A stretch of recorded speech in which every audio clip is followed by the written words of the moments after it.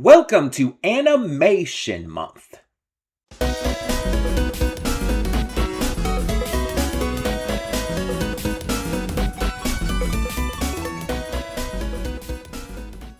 Before we get to today's video, I want to take a moment to talk about Patreon.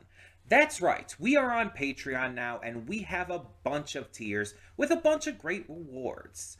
You can subscribe and get things like early access to all reactions, depending on your tier, depends on which reactions you get early access to.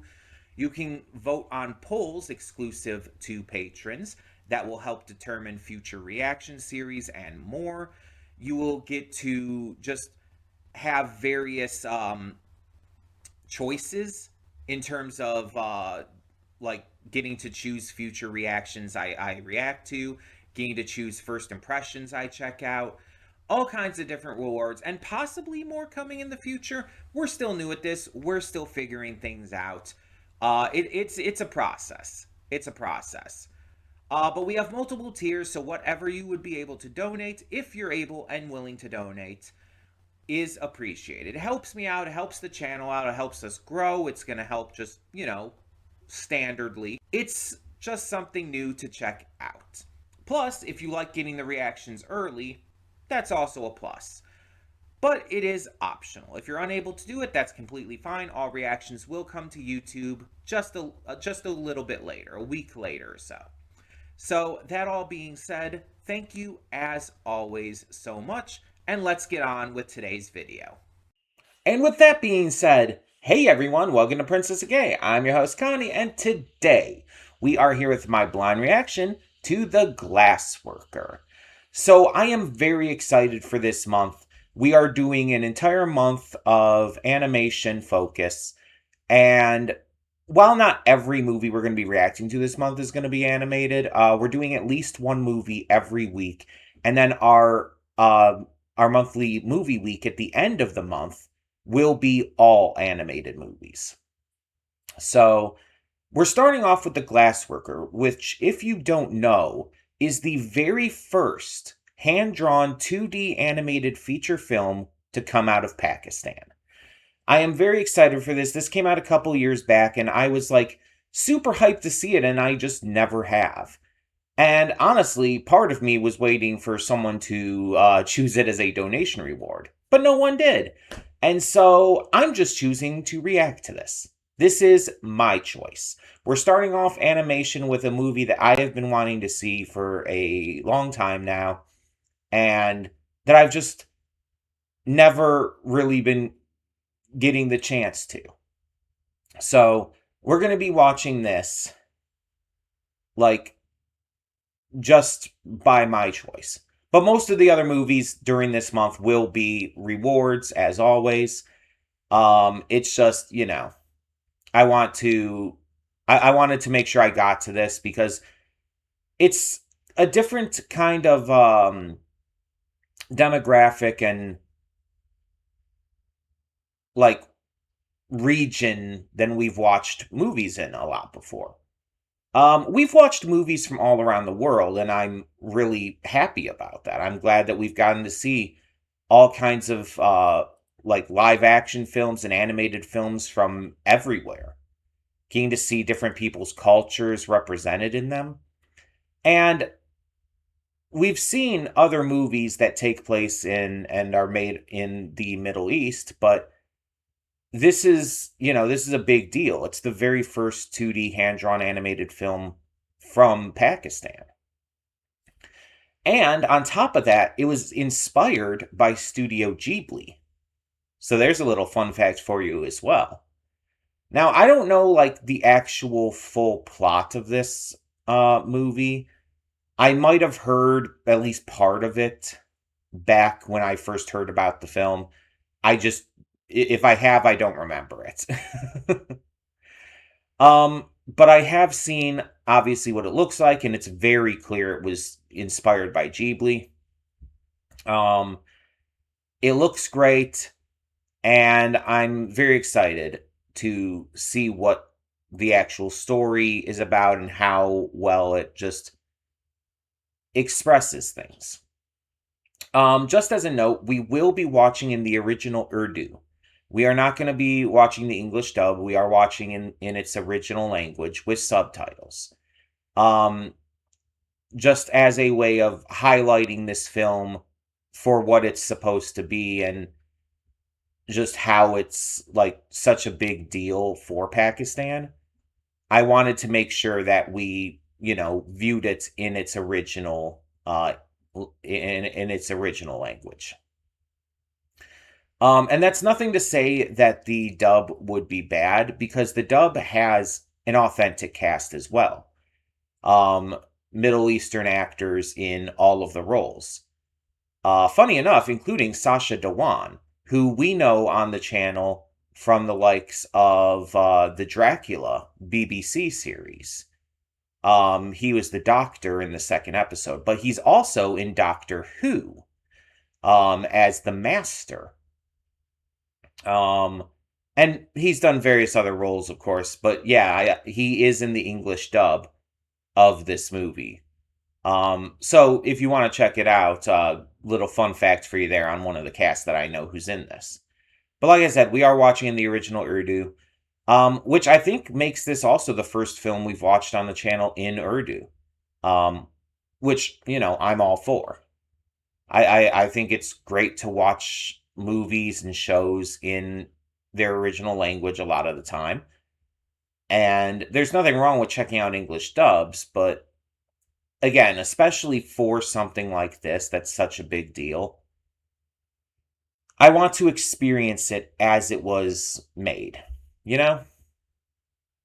I might check out the dub at some point in the future, but I want to check this out with the original cast and everything, like with how it was envisioned, basically. But yeah, I think we should just get on with this and see what this movie has in store for us. So let's check it out. Hold up just a sec. Before you click that link down in the description below to get to today's video, I want to remind you of all the awesome content we have both on this channel and the Princess of Gaming channel. Let's check it out.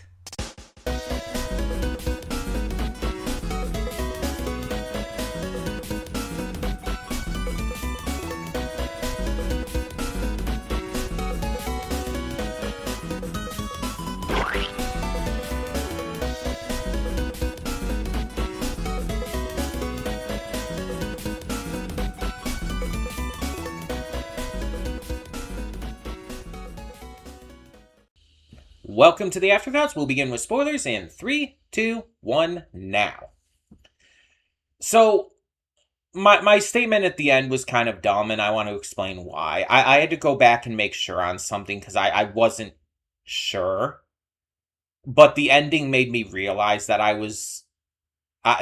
had misunderstood something. Or not really misunderstood, but kind of like, deluded myself. When they were on the train leaving, the Amanos, and Elise looks out, sees the bombings of Waterfront, and like calls out for Vincent, and then there's another explosion. A bomb had hit the train. All of the Amanos died, Elise included. So when I said at the end, like, they never reunited, yeah, I was right. But it was because she had died because of the war. And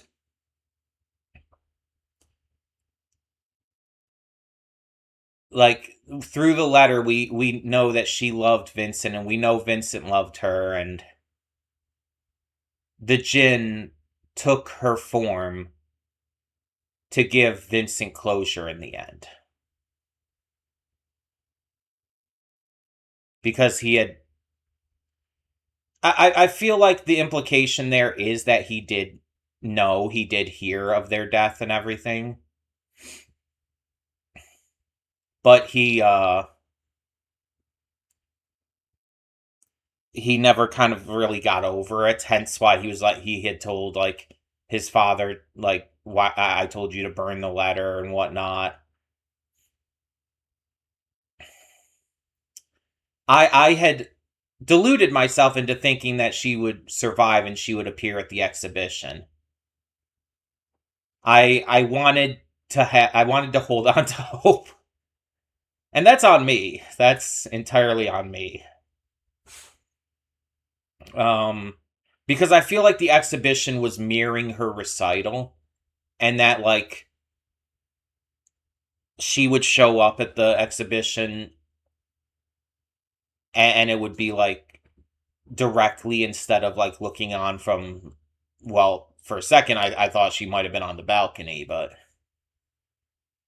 no, that was not the case. I just I tricked myself into thinking she was still alive and ignoring the truth of the matter and all. And in a weird way, I almost feel like that's what the movie like wanted us to do. It wanted us to hold on to hope, because hope, love, passion, that's the kind of stuff that allows us to continue on. In the midst of war, in the midst of all these troubles in the world, what keeps us going a lot of times is just that hope.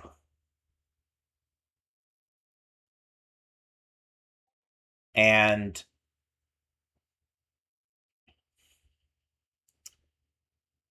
so I feel that having that hope that she was going to appear, that she was going to be alive, was basically just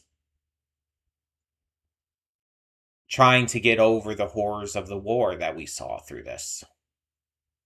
Trying to, like, move on. But the problem with war is that no matter how we hope, things don't always end up good. Things don't always turn out well. A lot of times, they go poorly, and people die. War is inherently bad. There is no such thing as a good war. There is never a such thing as a justifiable war. War is by nature bad and evil. There is never an excuse, there is never a reason, there is never an acceptability for it. And movies like this, movies like a lot of Hayao Miyazaki's Studio Ghibli films, showcase this. And showcase it very well. In between all the whimsy, the emotion, the love story, this movie showcases the horrors of war. People dying, bombs being dropped, the fears that come with it. A really gruesome dismemberment scene that really caught me off guard. Because it was like so aggressively horrific and gruesome compared to everything else we had seen up to that point. But it fit the tone of everything. War is evil. And it's not a coward. You're not a coward to be a pacifist. To be anti-war. But there's a lot of people who try to act like that's the case. There's war-hungry people out there who, because in their eyes it's them supporting the troops or them supporting their nation, they believe that war is good and necessary. But that's just wrong. They are just wrong. And it is actively bad. It is morally incomprehensibly bad to ever try to justify war. to ever try to exclaim and proclaim it to be necessary or important or good. And we live in a world that has had many wars and still is. A world where countless people have been killed, countless cities destroyed, all because of greed, all because of rage, fear, and just incomprehensible moral failings. In the case of this movie, the war was because two sides refused to give up this land. A simple piece of land caused all these deaths of soldiers and innocent civilians alike.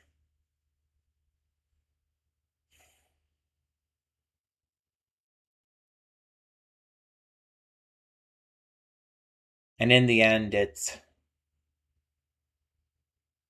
just a futile, stupid act.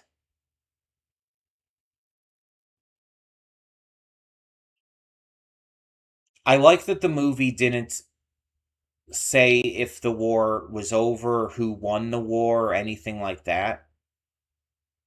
Because that's not important. No one wins when it comes to war. There is never a winner. No matter which side comes out victorious, there is no winners in war. There is only those who survive and those who back off.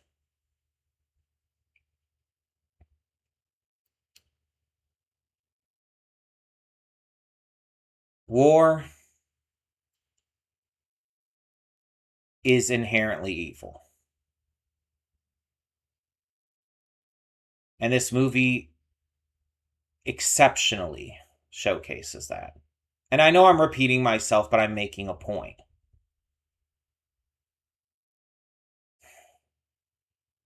This movie should have ended with Elise showing up at his exhibition. It should have ended with them getting together. But it couldn't.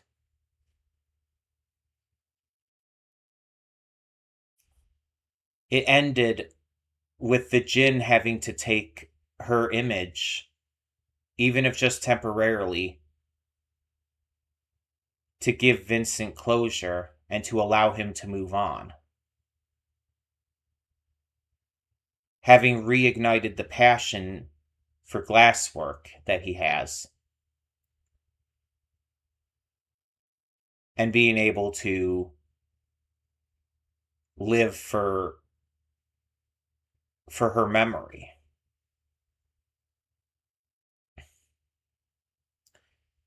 This story being told mostly through flashback, through the reading of this letter, was smart because it shows us where things go off the bat, but doesn't give us all the information until, we watch.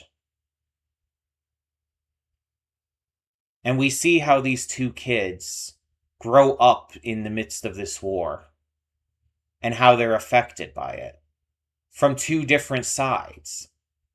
One, the son of a pacifist, homeschooled and raised in a trade pretty much from birth. He's taught that war is inherently evil, and it comes to resent it because of that. And then you have Elise, who is the daughter of a colonel in the war. She not just respects her father, but adores him. And she sees him as right, as good, as trying to protect and serve. And so she sees the war at first as something to be proud of. But then as the movie goes along, she starts to realize through various things and experiences that that's not the case. Her father almost dying, and for a while she believes he has, really turns her around.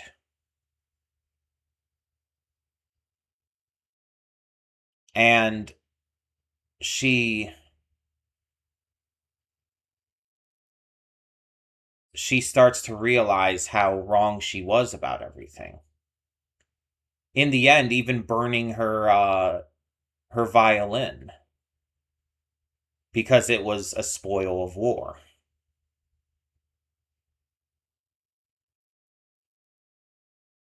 But before that even happened, she and Vincent get into a fight, and because of their differing sides of things, and become estranged, and they never really recover from that. He tries to go to her recital. She tried to invite him. Well, she did invite him. But because of the guards, he loses the invitation and isn't able to attend regularly. He has to watch from above. And she almost sees him, but doesn't quite get to that point. And she had wrote an original song just for him. She wanted to make up with him. And then the next and only other time she got to the possibility to see him, he wasn't even there. And so she had to deliver the letter to his father. And she had never seen him again after their argument.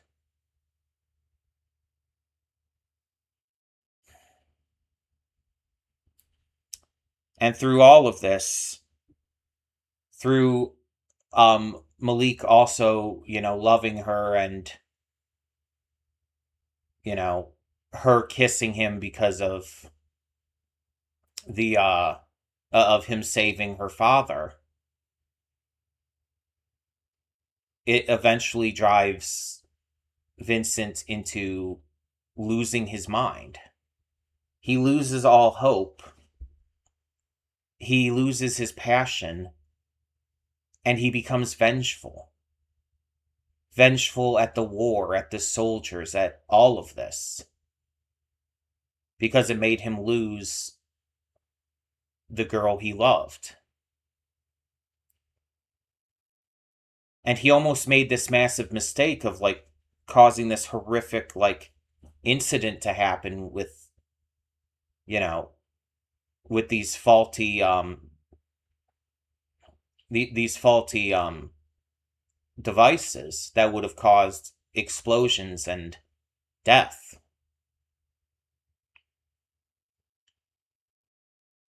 But we see that despite his own hatred of the military and of the war, Tomas, Vincent's father, chooses to not let that happen, and it ends up costing him his arm. Which is indirectly Vincent's fault, and God, the amount of pain he would have had to have felt after that. Not Tomas, Vincent. The guilt would have eaten him alive, and clearly he's on good terms with his father again, in the current day.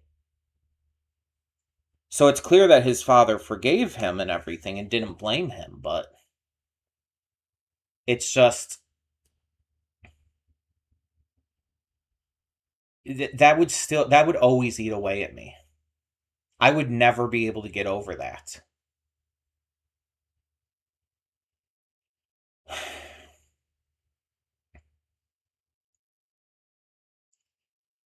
And through all of this,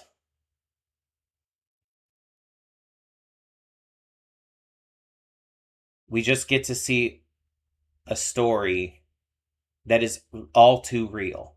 Outside of the djinn, of course. That's a little magical whimsy to take inspiration from Studio Ghibli and whatnot, and all the magic and spirits and stuff in those movies. But it's a movie that is all too real, with the kinds of events and ideas and themes that ring too true, especially in the modern day. With this shit going down, like with Israel and Palestine, all these other countries that are at war, all of this like shit that keeps happening because these countries and their leaders are too goddamn greedy and selfish to value human life.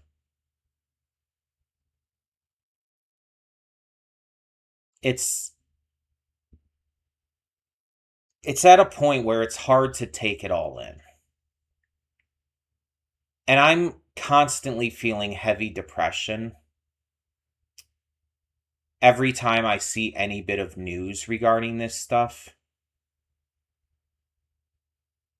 Because it's just like, I know people are dying, people are being murdered, and it's for stupid, selfish reasons.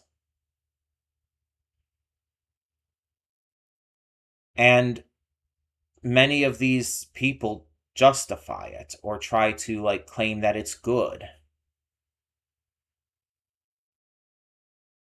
And you see others not just agreeing with them,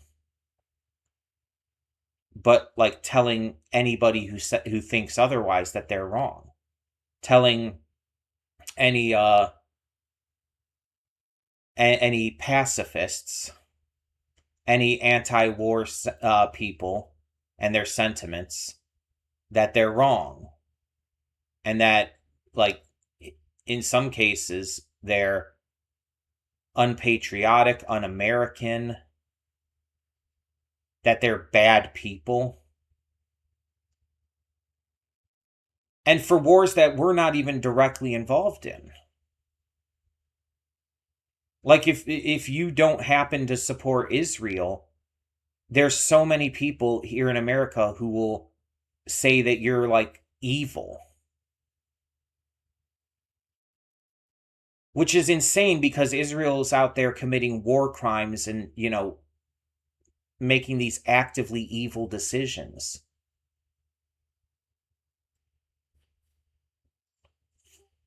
They're killing innocent children in Palestine. And that's just not okay. Their soldiers are bragging about killing and raping people. There's no way to justify that.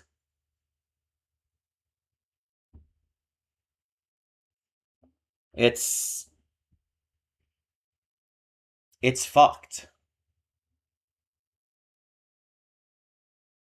And that's why I have in, like, social media profiles and stuff, Free Palestine, because of all the evil shit being done to them. I despise war. I despise even talking or thinking about war. And like I said, it makes me super depressed. I've cried myself to sleep because of this. I've had to just go into my room and lay down because I couldn't deal with it before.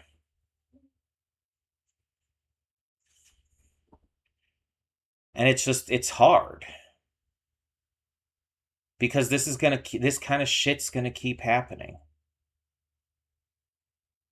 I don't think we'll ever reach a point where war will just not happen. And I know I'm talking about, like, almost entirely this and not really much on the romance or the glasswork parts. But it's like, that's what this movie is about. The glassworking, the romance, these are just elements of the movie that push the overall themes and narrative. And that's great. And I like the romance. I think that Elise and Vincent are adorable together. I think that they have great chemistry. Obviously, the voice actors did a fantastic job. The art and animation is gorgeous. But the point is that they are having this romance and everything's happening during a war. The war is the focus. The war is the message and the theme of this movie. All the beautiful music, the gorgeous artwork of the glass, all of that is just to showcase the horrors of this war and everything it like pulls apart and breaks. You could compare the glasswork to the fragility of life and how easy it is for someone to break and shatter. And you can compare the music, the violin music specifically played by Elise, as the hope in a better tomorrow. Both are creative endeavors that involve artistry and passion. But they are very different. Glasswork is inherently more creative, while music tends to be more adaptive. And both are entirely valid. There's nothing wrong with that. It was as, like he even said, as Vincent even said, with music, you're just adapting work to yourself, unless you write your own music, which is the way you use music to create. And we see Elise do that. She writes her own piece for him because he taught her that. The music is what, like, the music that she wrote is her choosing creativity within that.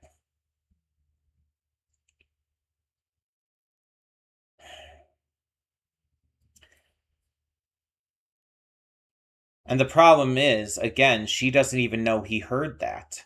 And then the concert was interrupted anyway by the arrival of her father and Malik. So in the end,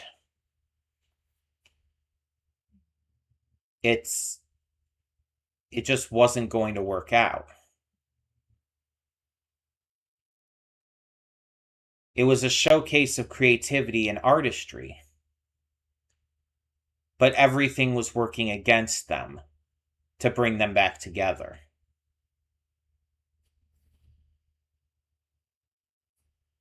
And that happens in war. War can separate families, friends, loved ones.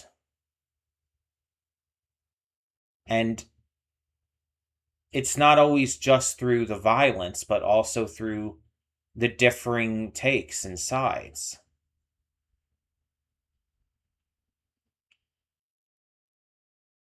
This movie is honestly a masterpiece. And I'm sorry if I'm not getting my thoughts across well. I'm just kind of blown away and really thrown off. Because it's not that I didn't expect this to be good. I honestly kind of did, based off of having seen a trailer in the past. But I didn't expect it to be this good, necessarily. And I'm so happy it was. For this to be Pakistan's first ever 2D animated feature film, And for them to knock it out of the park this hard, inspired by some of the greatest animated films out there from Studio Ghibli. This is like wowing, for lack of a better way to put it. It's just astounding at how good this is.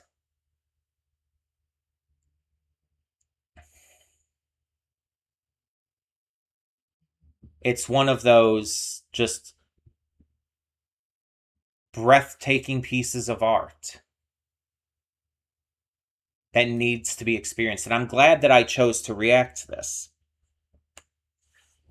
I'm glad that I chose for this animation month to start off the month with this. Because even though it wasn't a request from anyone, even though it was just something I wanted to do, it's something that I am so glad to have checked out. It's something that like needs to be seen. And and this is one of those I have to think about a little bit more, but this might be a perfect movie. This might be on my list of perfect films, as small as it is. I don't know though. I don't know if it will be.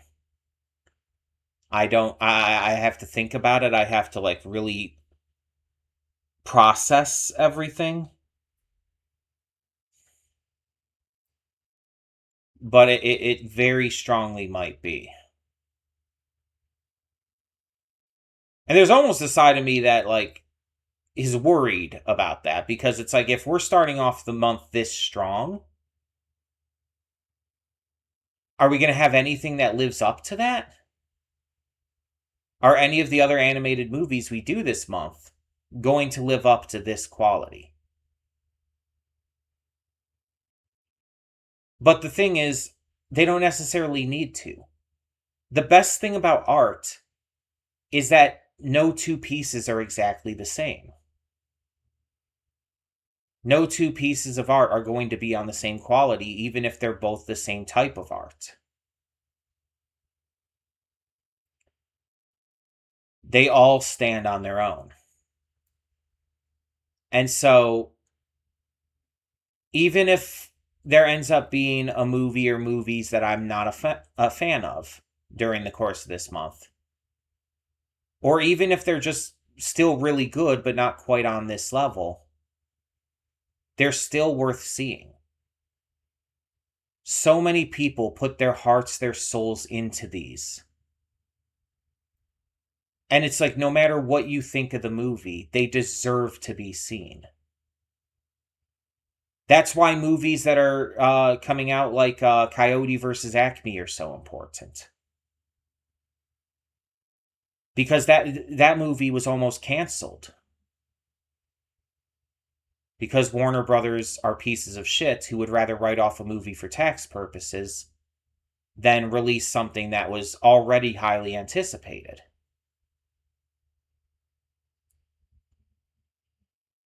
And so movies like that are super important because they're being given a second chance. Movies like this are super important because they're the first opportunity of this type of art to be shown in their country.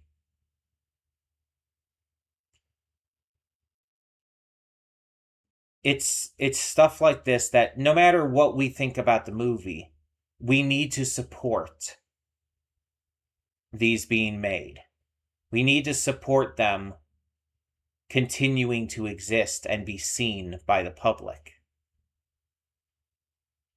Because if we don't, the art could disappear. And that doesn't serve to help anyone.